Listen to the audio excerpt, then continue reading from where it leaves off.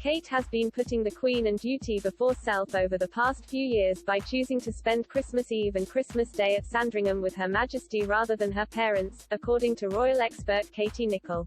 The author said, in the early years of being a family, they did try to alternate Christmas, one year with the Queen and the royal family and the next year with the Middletons, but Kate and William put duty before self and we can see that, more now than ever. Speaking to OK! Magazine, she added, so there is a sacrifice on Kate's part because Christmas is a very big thing for the Middleton family, but they put the Queen first and make sure they are there on Christmas Eve and Christmas Day at Sandringham.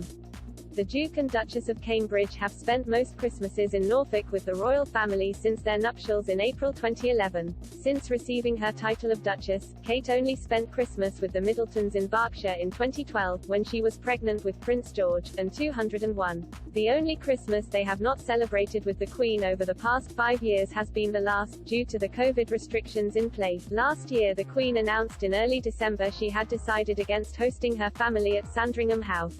Rather, she said she would continue to self-isolate at Windsor Castle with her husband Prince Philip.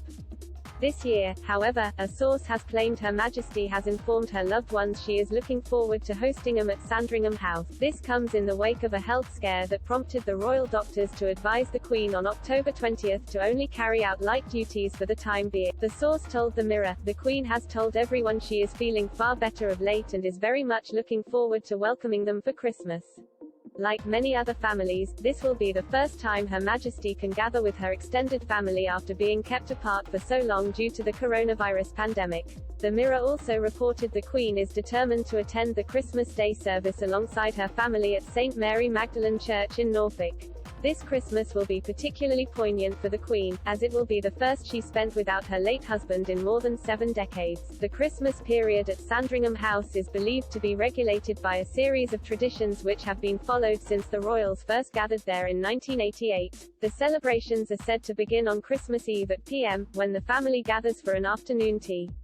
The royals then exchange their Christmas presents, a tradition set by Queen Victoria, who preferred to follow the German custom of opening gifts on December 24 rather than on the following day. All staff working at Sandringham also receive a present, a Christmas pudding. The evening ends with the children being put to bed and the adults enjoying a black tie dinner. On the following day, the Queen is driven to St. Mary Magdalene Church for the 11 a.m. service, while her younger relatives walk the short distance between Sandringham House and the chapel. At the end of the service, the royals traditionally stop to exchange a few words with the royal fans who gather every year outside the 1th century chapel to catch a glimpse of them. Following their return to Sandringham House, the royals gather for a lavish lunch which normally ends with pudding being served at 2 p.m. At 3 p.m., much like millions of other Britons, the family gathers around the TV to watch the Queen's Christmas broadcast, which she normally records a few days prior to the holidays.